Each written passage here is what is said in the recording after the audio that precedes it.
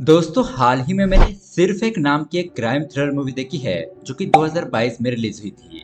इस फिल्म को डायरेक्ट किया है राहुल पांसेकर जी ने और IMDb पर मिले है इस फिल्म को 7.5 आउट ऑफ 10। आप इस फिल्म को हिंदी में यूट्यूब पर देख सकते हो। ये कहानी है पुलिस ऑफिसर गौरी की, जिसके थाने में एक लड़की की आत्महत्या का केस आता है। तो ऑफिसर गौरी और उसकी टीम इस केस की इन्वेस्टिगेशन में लग जाती है। तो तब उन्हें पता चलता है कि आत्महत्या करने वाली लड़की प्रेग्नेंट थी और अब इस तरह से और भी कई सारे राज खुलने लगते हैं। तो दोस्तों आखिरकार उस लड़की को आत्महत्या करने के लिए किसने मजबूर किया, इसके पीछे कौन कौन शामिल है और क्या पुलिस ऑफिसर गौरी और उसकी टीम मुजरिमों को पकड़कर उन्हें फांसी दिला पाएगी, यही देखेंगे हम आज की थ्रिलर कहानी में। इस कहानी में लड़कियां किस तरह से प्यार के चक्कर में पड़कर अपनी जिंदगी बर्बाद करती है, ये बहुत ही अच्छी तरीके से दिखाया गया है और इस कहानी के जरिए एक अच्छा मैसेज भी दिया गया है। इसलिए दोस्तों वीडियो को एंड तक जरूर देखना। तो दोस्तों अगर आपको हमारे एक्सप्लेनेशन वीडियोस पसंद आते हैं तो वीडियो को लाइक और चैनल को सब्सक्राइब जरूर कीजिए, इससे हमें बहुत बड़ा मोटिवेशन मिलता है। तो चलिए शुरू करते हैं आज की कहानी। कहानी की शुरुआत में हमें assistant police inspector Gauri Joshi को दिखाया जाता है, जो कि अपने पुलिस स्टेशन में आती है। तभी वहाँ पर एक आदमी उसके पास आता है और उसे रिक्वेस्ट करता है कि मैडम प्लीज मेरे बेटे को छोड़ दीजिए। गौरी कहती है कि क्या हुआ, तुम्हारा लड़का तो बहुत ज्यादा उछल रहा था। इस तरह से अब उन दोनों में बातचीत हो रही होती है कि तभी वहाँ पर कांस्टेबल मोरे आता है। वो गौरी को बताता है कि मैडम अभी अभी कॉल आया था, हमारे शहर में किसी ने आत्महत्या कर ली है, हमें जल्दी वहाँ पर चलना चाहिए। गौरी कहती है कि तुम लोकेशन पर जाकर देखो, मैं थोड़ी देर में वहाँ पर आती हूँ। उसके बाद गौरी उस आदमी से कहती है कि तुम्हारे बेटे को छोड़ने के लिए 30 में डील पक्की करते हैं, अगर बेटा चाहिए तो माल लेकर आ जाओ और उसे ले जाओ। तो वो आदमी भी ठीक है ऐसा कहकर वहाँ से चला जाता है। फिर पुलिस स्टेशन के अंदर आने के बाद कांस्टेबल की बातों से गौरी को पता चलता है कि एक 16 साल की लड़की ने आत्महत्या की है। तो ये बात सुनकर गौरी एकदम से सीरियस हो जाती है। कांस्टेबल मोरे से कहती है कि ये क्या मोरे, तुमने ये बात मुझे पहले क्यों नहीं बताई, चलो मैं खुद उस लोकेशन पर चलती हूँ। इस तरह से अब ये लोग क्राइम लोकेशन पर जाने के लिए निकल पड़ते हैं। यहाँ दूसरी तरफ हम दिव्या को देखते हैं, जिसने बिल्डिंग से कूदकर अपनी जान दे दी थी और यहाँ पर उसकी माँ लाश को देखकर बहुत ज्यादा रो रही होती है। अब गौरी क्राइम लोकेशन पर पहुंचती है और दिव्या की माँ से थोड़ी बहुत पूछताछ करती है। यहाँ पर उसे पता चलता है कि दिव्या स्कूल में 10वीं कक्षा में पढ़ाई करती थी और इंटर स्कूल कंपटीशन के बाद वो थोड़ा परेशान रहने लगी थी, लेकिन अचानक उसने ऐसा कदम क्यों उठाया इसके बारे में हमें कुछ भी पता नहीं है। अब उसके थोड़ी देर बाद कांस्टेबल जांच पड़ताल करके गौरी को बताता है कि मैडम इस लड़की ने अपने सारे मेडल्स गले में डालकर खुदकुशी की है। तो यहाँ पर गौरी को ये बात थोड़ी सी अजीब लगती है कि आत्महत्या करते वक्त दिव्या ने ऐसा क्यों किया होगा। अब उसके अगले सीन में हम देखते हैं एक आदमी पैसों से भरा हुआ बैग लेकर जा रहा होता है, लेकिन तभी अचानक सल्लू भाई के कुछ लोग उस आदमी के पीछे पड़ जाते हैं। वो आदमी भागने लगता है, लेकिन सल्लू सामने से आकर उस बंदे के पैर पर वार करता है, जिस वजह से वो बंदा भाग नहीं पाता और ये लोग उस लड़के के हाथ से पैसों से भरा हुआ बैग छीनकर वहां से चले जाते हैं। उसके बाद हमें एक चौल का सीन दिखाया जाता है, जहाँ पर हम सल्लू और उसके दोस्तों को देखते हैं। तभी वहाँ पर आरिश नाम का एक लड़का आता है और उन्हें बताता है कि दिव्या ने आत्महत्या कर ली है। तो ये बात सुनकर सल्लू कहता है कि अच्छा हुआ साले टपक गई। अब यहाँ पर आरिश को बहुत ज्यादा गुस्सा आता है और वो सल्लू को मारने के लिए दौड़ता है, लेकिन बाकी के लड़के उसे रोक लेते हैं। सल्लू आरिश से कहता है कि मैं तुम्हारे बाप की बहुत ज्यादा इज्जत करता हूँ, इसलिए अभी तुम बच गए, वरना मैं तुम्हें जिंदा नहीं छोड़ता, आइंदा ऐसी गलती कभी मत करना। यहाँ इस तरफ हम गौरी को देखते हैं, जो कि दिव्या के स्कूल में पहुंचकर प्रिंसिपल और टीचर से पूछताछ करती है। प्रिंसिपल बताती है कि दिव्या एक बहुत ही होनहार लड़की थी, लेकिन उसने ऐसा क्यों किया यह हमें कुछ भी पता नहीं। तो गौरी पूछती है कि क्या उसकी कोई यहाँ पर बेस्ट फ्रेंड है। तो प्रिंसिपल फैजल नाम की एक लड़की के बारे में बताती है। तो उसके बाद फैजल को क्लास से पूछताछ करने के लिए बाहर बुलाया जाता है। गौरी उससे दिव्या के बारे में पूछती है, फैजल क्या तुम्हारी फ्रेंड दिव्या कुछ दिनों से परेशान लग रही थी, क्या उसने तुम्हें किसी प्रॉब्लम के बारे में बताया था। फैजल कहती है कि नहीं मैडम, उसने मुझे ऐसा कुछ भी नहीं बताया था। ऐसा कहकर वो रोने लगती है। अब फैजल को डरा हुआ देखकर गौरी उसे अपना मोबाइल नंबर देती है और जब भी कोई बात याद आए तो उसे कॉल करके बताने के लिए कहती है। अब यहाँ पर पुलिस स्टेशन में PSI अजय काटे गौरी से पूछता है कि मैडम उस खोपड़े का क्या करना है, उसमें अभी भी बहुत गर्मी है। गौरी कहती है कि उसे किसी दूसरे जेल में भिजवा दो, जहाँ पर यहाँ से बहुत ज्यादा दर्द दिया जाता है, उसकी अच्छी तरीके से खातिरदारी करो, फिर वो ठंडा पड़ जाएगा। और गौरी उस अजय को दिव्या के पड़ोसियों से पूछताछ करने के लिए कहती है कि शायद वहाँ से कोई सुराग मिल जाए। अब उसके बाद सीनियर पुलिस ऑफिसर गौरी को अपने पास बुलाते हैं और उसे इस केस के बारे में पूछते हैं। गौरी बताती है कि अब तक फॉरेंसिक और पोस्टमार्टम रिपोर्ट आई नहीं है सर, तो इसलिए हमें कुछ ज्यादा सबूत नहीं मिले हैं। सीनियर ऑफिसर कहता है कि ठीक है, रिपोर्ट आने के बाद इस केस को क्लोज कर देना। तो गौरी ठीक है ऐसा कहकर वहाँ से चली जाती है। अब उसके अगले दिन हम देखते हैं कि पोस्टमार्टम रिपोर्ट आ जाती है और उसे पढ़ने के बाद गौरी को पता चलता है कि आत्महत्या करने से पहले दिव्या प्रेग्नेंट थी। और ये बात जानकर गौरी के तो होश उड़ जाते हैं, क्योंकि दोस्तों अब इस केस के तह तक जाना जरूरी था, क्योंकि दिव्या ने किसी बहुत बड़ी परेशानी में आकर ही आत्महत्या की होगी। अब उसके बाद गौरी और अजय दिव्या के घर पर जाते हैं, जहाँ पर उसके माता पिता बहुत ज्यादा दुखी होते हैं। गौरी उन्हें बताती है कि पोस्टमार्टम रिपोर्ट से हमें पता चला है कि आपकी बेटी प्रेग्नेंट थी। अब ये बात सुनकर उसके माता पिता तो हैरान हो जाते हैं कि ऐसा कैसे हो सकता है, उनकी बेटी ऐसा नहीं कर सकती। फिर गौरी पूछती है कि क्या आपको पता है आपकी बेटी का अफेयर किसके साथ चल रहा था? तो इसके बारे में उसके पेरेंट्स को कुछ भी पता नहीं था। अब गौरी दिव्या के बेडरूम में थोड़ी बहुत छानबीन करती है, तो यहाँ पर उसे पता चलता है कि दिव्या का फोन गुम हो चुका है। तो वो उसका नंबर लेकर गौरी और अजय वहाँ से चले जाते हैं। यहाँ रास्ते में गाड़ी से जाते वक्त गौरी को अपने बचपन की याद आती है कि दिव्या के पिताजी की तरह ही गौरी के पिताजी भी बहुत ज्यादा स्ट्रिक्ट होते हैं और गौरी और उसकी बहन को बचपन में बहुत ज्यादा आजादी नहीं मिली थी। अगर उन्होंने कुछ भी उल्टी सीधी हरकत की या फिर शरारत की तो उसके पिताजी उन्हें बहुत ज्यादा मारते थे। खैर, अब यहाँ पर गौरी फिर से स्कूल जाती है फैजल से मिलने के लिए। वो उसे कहती है कि फैजल, हमें दिव्या को इंसाफ दिलाना है और हमें पोस्टमार्टम रिपोर्ट से पता चला है कि दिव्या प्रेग्नेंट थी। क्या तुम्हें उसके बॉयफ्रेंड के बारे में पता है? तो दोस्तों यहाँ पर पहले तो फैजल कुछ नहीं बताती, लेकिन फिर दिव्या का वास्ता देकर पूछने पर वो बताती है कि दिव्या का आरिस नाम की एक लड़की के साथ चक्कर चल रहा था, लेकिन 2 महीने पहले ही उसका ब्रेकअप हो गया था। तो गौरी उससे आरिस के बारे में पूछती है कि वो कहाँ रहता है, उसका नंबर क्या है वगैरह। लेकिन फैजल कहती है कि मुझे उसका नंबर और एड्रेस पता नहीं है, लेकिन हाँ, वो ASR स्पोर्ट क्लब में खेलने के लिए आया करता था। अब दोस्तों गौरी वहाँ से जाने लगती है और तभी उसे रास्ते पर खड़े कुछ बदमाश लड़के छेड़ने लगते हैं। तो गौरी उन लोगों की बहुत ही अच्छी तरीके से धुलाई करती है और उन्हें गाड़ी में डालकर पुलिस स्टेशन ले जाती है। स्टेशन पहुंचने के बाद गौरी अपनी टीम को आसिर नाम की एक लड़की के बारे में इंफॉर्मेशन निकालने के लिए कहती है और दिव्या की कॉल हिस्ट्री के बारे में भी पूछती है। तो इतने में ही गौरी को उसके सीनियर पुलिस ऑफिसर फिर से अपने केबिन में बुलाते हैं। अंदर आने के बाद वो गौरी से कहते हैं कि गौरी, मैंने तुम्हें कहा था कि इस केस की रिपोर्ट आने के बाद तुम इस केस को क्लोज कर दोगी। गौरी बताती है कि सर, लड़की प्रेग्नेंट थी, हमें इसके अपराधियों को पकड़ना चाहिए। ये बात सुनकर सीनियर पुलिस ऑफिसर उसके ऊपर बहुत ज्यादा गुस्सा हो जाता है, लेकिन गौरी कहती है कि सर, अब मैं चुपचाप नहीं बैठूंगी, चाहे आप मुझे सस्पेंड कर दीजिए, लेकिन मैं गुनहगारों को पकड़ कर ही रहूंगी। तो तब यहाँ पर उसका सीनियर पुलिस ऑफिसर उसे 5 दिन का टाइम देता है। तब तक अगर ये केस सॉल्व नहीं हुआ तो इस केस को क्लोज करना पड़ेगा। तो गौरी ठीक है ऐसा कहती है। अब उसके बाद गौरी और अजय को आरिस के घर का एड्रेस मिलता है और वो तुरंत ही वहाँ पर पूछताछ करने के लिए पहुंच जाते हैं। लेकिन आरिस तो घर पर नहीं होता। उसके पिताजी कहते हैं कि मेरा बेटा अभी घर पर नहीं है। गौरी उन्हें बताती है कि आपका बेटा दिव्या नाम की एक लड़की के साथ प्यार करता था और उस लड़की ने आत्महत्या कर ली है, उसी के बारे में हमें उससे पूछताछ करनी है। ये बात सुनकर वह आदमी कहता है कि इस केस का मेरे बेटे से कोई भी संबंध नहीं है। क्या आप लोग यहाँ पर मेरे बेटे के खिलाफ अरेस्ट वारंट लेकर आए हो? नहीं ना, तो चले जाइए यहाँ से, आपको मेरा बेटा नहीं मिलेगा। तो अब यहाँ पर ना चाहते हुए भी अजय और गौरी को वहाँ से जाना पड़ता है। अब उसके बाद यहाँ इस तरफ सल्लू और उसके दोस्त पत्ते खेल रहे होते हैं। तभी वहाँ पर आरिस आकर उन्हें बताता है कि भाई लोग, पुलिस मेरे घर तक पहुँच चुकी है। ये देखकर सल्लू से पूछता है कि तुम्हारे बारे में पुलिस को कैसे पता चला? आरिस कहता है कि दिव्या की फ्रेंड फैजल, हाँ वही हो सकती है, एक बार मैं उससे मिला था, शायद उसी ने पुलिस को बता दिया होगा। सल्लू से कहता है कि ठीक है, तुम चिंता मत करो, लेकिन तुम कुछ दिन के लिए अंडरग्राउंड हो जाओ, ये मामला ठंडा होने तक कोई भी बाहर नहीं आएगा, मैं देखता हूँ आगे क्या करना है। अब दोस्तों उसके बाद दिव्या की आत्महत्या की खबर सारे मीडिया में फैल जाती है। तो उसके बाद डीएसपी पुलिस स्टेशन के सीनियर ऑफिसर को कॉल करता है और ये केस अच्छी तरीके से हैंडल करने के लिए कहता है। इसलिए अब सीनियर पुलिस ऑफिसर गौरी को अपने पास बुलाकर इस केस की अच्छी तरीके से तहकीकात करने के लिए कहता है और ये भी कहता है कि तुम इस केस की इन्वेस्टिगेशन करो, डीसीपी साहब का फोन आया था। और ये बात सुनकर गौरी बहुत ज्यादा खुश हो जाती है। अब दोस्तों उसके बाद यहाँ पर गौरी को फैजल का कॉल आता है। वो उसे बताती है कि उसे सल्लू का धमकी भरा कॉल आया था। मैडम, मुझे बहुत ज्यादा घबराहट हो रही है, उसने मुझे धमकाया है, इस केस के बारे में अगर किसी को भी मैंने कुछ बताया तो वो मुझे नहीं छोड़ेगा। तो गौरी उसे तुरंत ही मिलने के लिए चली जाती है। अब यहाँ पर फैजा उसे बताती है कि मैडम, मैंने सल्लू को हमारे स्कूल के बाहर टहलते हुए देखा था, दिव्या उसे देखकर घबरा गई थी। मैंने उसे पूछा भी था कि तुम उसे देखकर इतना घबरा क्यों रही हो, तो उसने मुझे कहा था कि वो मुझे गुंडा जैसा लगता है। खैर, अब उसके बाद यहाँ गौरी को सल्लू के चौल का एड्रेस पता चल जाता है और गौरी रात को उस एरिया में सल्लू को पकड़ने के लिए चली जाती है। लेकिन दोस्तों तभी अचानक सल्लू के 2 दोस्त गौरी के ऊपर हमला कर देते हैं। अब गौरी कराटे चैंपियन होती है, इसलिए वो उन लड़कों को अच्छी तरीके से सबक सिखाती है, उन्हें मारती पीटती है। लेकिन तभी वहाँ पर और भी कुछ लोग आ जाते हैं और वो लोग अब गौरी के ऊपर हावी पड़ रहे थे, इसलिए गौरी तुरंत एक रिक्शा के अंदर बैठकर वहाँ से भाग जाती है।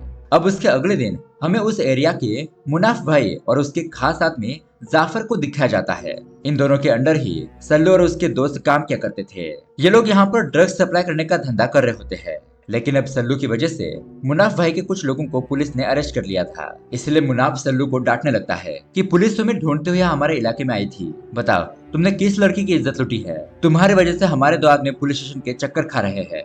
तो अब यहाँ पर सल्लू उनके सामने हाथ जोड़ने लगता है और कहता है कि प्लीज भाई मुझे इस मैटर से बचा लो। तो मुनाफ उसे एक जोरदार थप्पड़ लगाता है और कहता है कि लड़की की इज्जत लूटता है और यहाँ पर मुंह ऊपर करके हमसे मदद भी मांगता है, साले आइंदा ऐसी गलती की ना तो मैं तुम्हें नहीं छोड़ूंगा। ऐसा कहकर वो उसे पहली बार जाने देता है।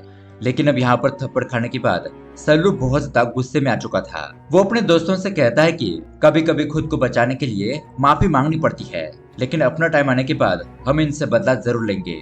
अब उसके बाद दोस्तों सल्लू अपने घर पर पहुंचता है तो हम यहाँ पर उसकी माँ को देखते हैं, जो कि बहुत ज्यादा बीमार हालत में होती है और सल्लू अपने माँ से बहुत ज्यादा प्यार करता है। वो घर में आने के बाद उन्हें अच्छी तरीके से खाना खिलाता है और दवाई देकर सुला देता है। अब यहाँ इस तरफ गौरी और उसकी टीम को आरिस का फोन एक एरिया में ऑन हुआ था, इसके बारे में खबर मिलती है। तो ये लोग फैजा को लेकर तुरंत ही वहाँ पर पहुंच जाते हैं, क्योंकि आरिस को अभी तक किसी ने देखा नहीं था।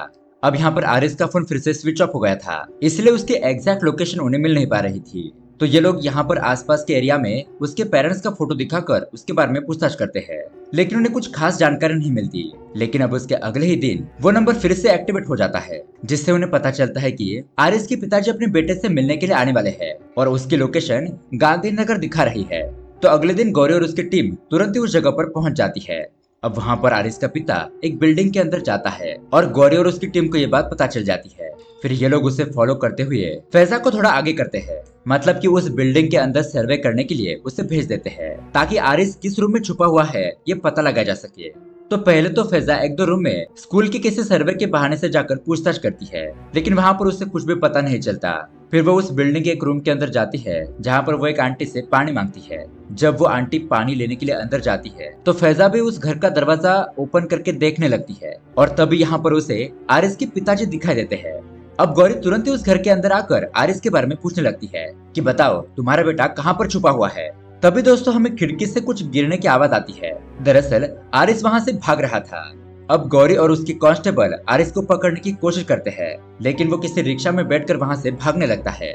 तो रास्ते में गौरी एक स्कूटी चलाने वाले लड़के को रोक देती है और उसके पीछे बैठकर उस रिक्शा का पीछा करने के लिए कहती है। रिक्शा का पीछा करते करते फाइनली अब वो लोग आरिस को पकड़ ही लेते हैं। फिर उसके बाद क्या था, आरिस की बहुत ही जमकर कुटाई की जाती है। थाने लाने के बाद गौरी उसे कहती है कि आरिस तुमने क्या पुलिस को बेवकूफ समझ कर रखा है, चलो अब सब कुछ बताना शुरू कर दो कि दिव्या के साथ क्या क्या हुआ था, वरना मैं तुम्हारी चमड़ी उधर दूंगी। अब बहुत ज्यादा मार खाने की वजह से आरिस सारी कहानी बताने लगता है। अब कहानी जाती है फ्लैशबैक में। दरअसल आरिस एक फुटबॉल क्लब में खेला करता था और वहाँ पास ही में दिव्या का स्कूल भी था। ऐसे ही वो एक दिन दिव्या के स्कूल के अंदर जाता है तो यहाँ पर दिव्या अपने स्विमिंग कंपटीशन की प्रैक्टिस कर रही थी। यहाँ पर दिव्या की प्रैक्टिस देखकर उसके सर उसकी बहुत ज्यादा तारीफ करते हैं और यहाँ पर हमें पता चलता है कि दिव्या स्टेट लेवल के लिए पार्टिसिपेट करने वाली है। अब जब आरिस दिव्या को पहली नजर में देखता है तो उसे तो दिव्या तुरंत ही पसंद आ जाती है, इसलिए वो अपने एक दोस्त के जरिए दिव्या से दोस्ती करता है। उसके बाद दोस्तों उनकी मुलाकातें बढ़ने लगती है। धीरे धीरे अब दिव्या भी आरिस को लाइक करने लगी थी, क्योंकि उसके पिताजी बहुत ज्यादा स्ट्रिक्ट थे। उन्होंने उसे कभी भी बाहर घूमने के लिए, अपने फ्रेंड के साथ पार्टी वगैरह में जाने के लिए मना कर दिया था। उन्होंने उसे आजाद घूमने का मौका ही नहीं दिया था और आरिस से मिलने के बाद दिव्या की सारी इच्छाएं पूरी हो रही थी। अब दोस्तों ऐसे एक दिन दिव्या के पेरेंट्स आउट ऑफ स्टेशन होते हैं तो उसी रात दिव्या आरिस को कॉल करके अपने घर पर मिलने के लिए बुलाती है। घर पर पहुंचने के बाद पहले तो ये दोनों आपस में कुछ बातें करते हैं, लेकिन फिर उसके बाद भावनाओं में बहकर इंटीमेट हो जाते हैं, फिजिकल रिलेशन बनाते हैं। इस तरह से अब ये लोग घर के बाहर भी, जब भी दिव्या के पेरेंट्स घर पर नहीं होते तब इसी तरह से छुपकर मिलने लगते हैं। अब यहाँ पर गौरी आरिस से पूछती है कि अच्छा तो फिर उसके बाद तुमने दिव्या को सल्लू से मिलवाया। आरिस कहता है कि नहीं मैडम, मैंने ऐसा कुछ भी नहीं किया था। फिर वो बताने लगता है कि एक दिन मेरा बर्थडे था। उस दिन मैं दिव्या से मिलना चाहता था, लेकिन उसके पेरेंट्स घर पर थे, जिस वजह से मैं उससे मिल नहीं पाया। तब उस वक्त मैं अपने दोस्तों के साथ बैठा हुआ था। तब दिव्या ने मुझे हैप्पी बर्थडे विश करने के लिए कॉल किया। मैंने थोड़ा साइड में जाकर दिव्या से बात की और उससे कहा कि दिव्या, तुम मुझे अकेले मिलने के लिए आ जाओ, लेकिन उसने साफ साफ मना कर दिया। तो फिर यहाँ पर आरिस उसे कहता है कि मुझे तुम्हारे एक न्यूड फोटो देखनी है, ये एक मेरा बर्थडे गिफ्ट समझो। लेकिन दिव्या इसके लिए भी साफ साफ मना कर देती है। कहती है कि ये तुम क्या कह रहे हो, वैसे तो हम अकेले में मिलते हैं ना, तुम इस बात को छोड़ दो। लेकिन आरिस कहता है कि ये क्या, मैंने तो सिर्फ एक पिक ही मांगा था और एक न्यूड फोटो भेजने में तुम इतने नखरे कर रही हो। चलो, मैं तुमसे बात नहीं करूंगा। ऐसा कहकर वो फोन को कट कर देता है। अब फोन के कट हो जाने के बाद दिव्या बहुत बेचैन हो जाती है और सोचने लगती है कि कहीं आरिस उससे नाराज ना हो जाए और उससे ब्रेकअप करके उसे छोड़ ना दे। इसलिए अब ना चाहते हुए भी दिव्या अपनी एक न्यूड फोटो खींचती है और उसके फोन पर भेज देती है। यहाँ इस तरफ आरिस उसकी न्यूड फोटो देखकर बहुत ज्यादा खुश हो जाता है। लेकिन तभी चुपके से सल्लू भी ये बात देख लेता है कि उसका यहाँ पर कुछ चक्कर चल रहा है। अब दोस्तों, सल्लू और उसके दोस्तों को दिव्या और आरिस के लफड़े के बारे में पता था कि आरिस दिव्या से प्यार करता है, लेकिन इसके बावजूद भी यहाँ पर कांड हो जाता है। मतलब कि अब यहाँ पर ये लोग आरिस का बर्थडे सेलिब्रेट करते हैं और उसके बाद आरिस वॉशरूम के लिए चला जाता है। तभी यहाँ पर सल्लू और उसके दोस्त आरिस के फोन को चेक करते हैं और उसके अंदर उन्हें दिव्या की न्यूड फोटो दिखाई देती है। वो न्यूड फोटो देखकर उनका दिमाग घूम जाता है। सल्लू उस फोटो को अपने मोबाइल में ट्रांसफर कर लेता है और दिव्या का नंबर भी नोट डाउन करता है। अब दोस्तों, होना क्या था, सल्लू आरिस को बिना बताए दिव्या को गंदे गंदे मैसेजेस भेजता है। दिव्या को कॉल करके ब्लैकमेल करने लगता है कि अगर दिव्या ने उसे उसकी न्यूड फोटोज और वीडियोस नहीं भेजे तो सल्लू के पास जो दिव्या की न्यूड फोटो है वो उसे इंटरनेट पर वायरल कर देगा, जिससे कि दिव्या की पूरी तरीके से बदनामी हो जाएगी। और ये बात सुनकर दिव्या बहुत ज्यादा घबरा जाती है। पहले तो वो इस बात को इग्नोर करती है और उसके अगले दिन जब आरिस उसे मिलने के लिए जाता है तो दिव्या आरिस को एक थप्पड़ मारती है कि तुम्हारी वजह से मेरी न्यूड फोटो सल्लू तक पहुंच गई और अब वो मुझे ब्लैकमेल कर रहा है। अब उसी रात आरिस सल्लू से मिलने के लिए जाता है और उसे धमकाता है कि तुमने मुझसे बिना पूछे दिव्या को कॉल किया, आइंदा ऐसी हरकत की ना तो मैं तुम्हें नहीं छोड़ूंगा। सल्लू उसे कहता है कि अभी तो बच्चा है, चल निकल यहाँ से, तू सिर्फ अपने फुटबॉल पर ध्यान दे, और वैसे भी वो लड़की हमारी जात की नहीं है, इसलिए अगर उसके साथ कुछ भी होता है तो कुछ भी फर्क नहीं पड़ने वाला। अब यहाँ पर इन दोनों में लड़ाई झगड़ा हो ही जाता है, लेकिन उसके दोस्त उन दोनों को रोक देते हैं। अब दोस्तों, इस वजह से सल्लू को बहुत ज्यादा गुस्सा आ गया था। वो तुरंत ही दिव्या को कॉल करके कहता है कि दिव्या, तुम्हें क्या लगा तुम आरिस से कहकर मुझे चुप करवा दोगी? अब मेरी बात सुनो, तुम मुझे तुरंत ही न्यूड वीडियो कॉल करोगी और अगर तुमने ऐसा नहीं किया तो मैं तुम्हारे फोटो तुरंत ही इंटरनेट पर वायरल कर दूंगा।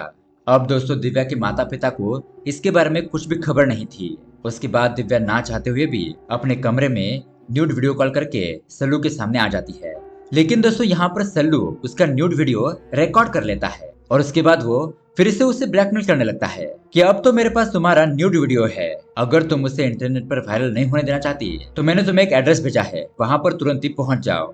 अब दोस्तों, दिव्या इस ट्रैप में पूरी तरीके से फंस चुकी थी। उसका बॉयफ्रेंड आरिस भी इस मैटर में कुछ नहीं कर पा रहा था और ना चाहते हुए भी दिव्या को उस एड्रेस पर जाना पड़ता है। अब यहाँ पर सल्लू दिव्या के साथ फिजिकल रिलेशन बनाता है, उसके साथ अत्याचार करता है। दिव्या को ना चाहते हुए भी ये अत्याचार सहना पड़ता है। फिर दिव्या उसे कहती है कि अब मैंने तुम्हारी बात मान ली, इसलिए अब तुम मेरी वीडियो और फोटो डिलीट कर दो। लेकिन सल्लू कहता है कि ये हमारी पहली मुलाकात थी, अब जब भी मेरा मूड बनेगा तो मैं यहाँ पर आकर मेरी इच्छा पूरी करनी होगी। और दोस्तों, इस वजह से अब दिव्या पूरी तरीके से दुखी हो जाती है, परेशान हो जाती है। सल्लू से बचने के लिए वो क्या करे, उसे वो कुछ समझ नहीं आ रहा था। वो बहुत ज्यादा घबरा गई थी और इसी का असर उसके पढ़ाई पर, स्विमिंग कंपटीशन पर, सभी जगह पर पड़ने लगता है। वो बहुत ज्यादा डिप्रेशन में रहने लगती है, लेकिन अपने स्कूल में और पेरेंट्स के सामने ऐसा कुछ भी नहीं दिखाती कि वो परेशान है। अब एक दिन वो इन सब से बहुत ज्यादा तंग आ जाती है और अपने सारे मेडल पहनकर बिल्डिंग से कूदकर अपनी जान दे देती है। अब दोस्तों, यहाँ पर गौरी आरिस से पूछते हैं कि क्या तुम्हें पता था कि दिव्या प्रेग्नेंट थी? आरिस कहता है कि हाँ, एक रात पहले उसने मुझे बताया था, लेकिन वो आत्महत्या करेगी ऐसा मुझे नहीं लगा था, और मैडम, दिव्या मेरी वजह से प्रेग्नेंट नहीं हुई थी। गौरी आरिस को गालियां देते हुए कहती है कि अबे घटिया इंसान, दिव्या तुम्हारी वजह से ही सल्लू के जाल में फंस गई थी। और अब यहाँ पर आरिस रोने लगता है तो गौरी उसे कहती है कि देख आरिस, अगर तू सल्लू को पकड़ने में हमारी मदद करेगा तो मैं तुम्हारी सजा कम करने में तुम्हारी मदद करूंगी, वरना तू लंबा जेल में जाएगा। तो आरिस उसकी बात मान लेता है। अब उसके अगले दिन आरिस सल्लू को कॉल करके उसे एक कैफे में मिलने के लिए बुलाता है। कहता है कि पुलिस ने मुझे पकड़ लिया था, लेकिन मैंने उन्हें कुछ भी नहीं बताया, लेकिन सल्लू, मैं तुमसे मिलना चाहता हूँ। सल्लू कहता है कि ठीक है, बताओ तुम कहाँ पर हो, मैं वहाँ पर पहुँच जाऊंगा। तो आरिस उसे कैफे का एड्रेस भेज देता है। अब दरअसल दोस्तों यहाँ पर पुलिस की ये चाल थी जिससे वो सल्लू को पकड़ पाए। लेकिन दोस्तों कैफे में पहुंचने के बाद वहां पर एक दूसरा ही आदमी आ जाता है और पुलिस उसे पकड़ लेती है। आरिस कहता है कि ये सल्लू नहीं है। तभी यहाँ पर सल्लू आरिस को कॉल करता है और कहता है कि अबे साले, तुमने क्या मुझे बेवकूफ समझ कर रखा है? तुम और पुलिस मिलकर जाल बिछाओगे और तुम्हें क्या लगा मैं उसमें फंस जाऊंगा? तुमने गद्दारी की है, मैं तुम्हें नहीं छोड़ूंगा। मतलब कि दोस्तों सल्लू को उनके प्लान के बारे में पहले ही पता चल गया था और अब ये लोग पुलिस से बचने के लिए किसी जगह पर छुप जाते हैं। उसके बाद गौरी और उसकी टीम को पता चलता है कि सल्लू के एरिया में मुनाफ और जफर नाम के दो भाई रहते थे। वो लोग भी सल्लू के पीछे पड़े थे, लेकिन सल्लू ने उन दोनों को भी मार डाला। इसलिए पुलिस उस एरिया में अपनी फील्डिंग लगाकर रखती है ताकि वो उस एरिया से बाहर आए तो उन्हें पकड़ा जा सके। लेकिन दोस्तों अगले ही दिन हम देखते हैं कि जब आरिस नमाज पढ़ने के लिए जाता है तो तभी वहाँ पर सल्लू के दोस्त उसे पकड़ लेते हैं और यहाँ पर ये खबर तुरंत ही गौरी और अजय काटे को पता चल जाती है, जिससे कि वो लोग बहुत ज्यादा परेशान हो जाते हैं कि हम लोग यहाँ पर हाथ धरे बैठे हैं और वहाँ पर सल्लू ने आरिस को पकड़ भी लिया। दरअसल दोस्तों पुलिस को सल्लू के लोकेशन का पता नहीं लग रहा था। अब उसी रात को हम देखते हैं कि गौरी को उसकी माँ उसके पिताजी का एक वीडियो भेजती है जिसमें उसके पिताजी रिटायर होते वक्त अपनी बेटी के बारे में भाषण कर रहे होते हैं। वो कहते हैं कि मैं बचपन में ही अपनी बेटियों को डांट फटकार कर घबरा कर जीना सिखाया ताकि वो समाज से बची रहे और लोग उनका फायदा ना उठाए। लेकिन मेरी छोटी बेटी के साथ कुछ लड़कों ने गलत काम कर दिया और उसकी मौत हो गई। लेकिन मेरी बड़ी बेटी एक पुलिस ऑफिसर बनकर समाज में रह रहे ऐसे दरिंदों को सजा दिलाने का काम कर रही है। अब अपने पिता की ऐसी बातें सुनकर गौरी बहुत ज्यादा इमोशनल हो जाती है क्योंकि उसने अपने पिताजी से बहुत सालों से बात नहीं की थी। अब दोस्तों उसके बाद गौरी को फारूक नाम के एक आदमी का कॉल आता है और यह आदमी उस मुनास भाई के लिए काम किया करता था। फारूक बताता है कि मैडम, मुझे सल्लू कहाँ पर छुपा है ये पता है। गौरी उसे कहती है कि ठीक है, तुम्हें तुम्हारे पैसे मिल जाएंगे, मुझे सिर्फ उसका एड्रेस बताओ। अब उसके बाद गौरी अकेले ही सल्लू के उस अड्डे पर पहुंच जाती है। वहां पर पहुंचकर वो सल्लू के दोस्तों से बहुत ही जबरदस्त फाइटिंग करती है और उन्हें एक एक करके घायल कर देती है। लेकिन दोस्तों तभी पीछे से एक आदमी आकर गौरी के सर पर वार कर देता है जिस वजह से वो बेहोश होकर गिर जाती है। उसके बाद हम देखते हैं आरिस और गौरी को एक जगह पर बांध कर रखा जाता है। अब यहाँ इस तरफ पुलिस स्टेशन में फारूक अजय को कॉल करता है और सारी बात बताता है कि मैडम यहाँ पर अकेले ही सल्लू को पकड़ने के लिए आई थी और मुझे लगता है कि वो मुसीबत में पड़ गई है, आप लोग तुरंत ही यहाँ पर आ जाइए। अब दोस्तों ऑफिसर अजय का फोन स्विच ऑफ हो गया था, इसलिए उसे एक खबर लेट मिलती है, लेकिन फिर भी वो तुरंत ही अपनी टीम को लेकर वहाँ पर पहुँचने के लिए निकल पड़ता है। यहाँ इस तरफ सल्लू की माँ के खाने का टाइम हो गया था, इसलिए सल्लू अपने दोस्तों के साथ खाना खाने के लिए जाता है, लेकिन जाते वक्त अपने एक दोस्त को उन दोनों के ऊपर नजर रखने के लिए यहाँ पर छोड़कर जाता है।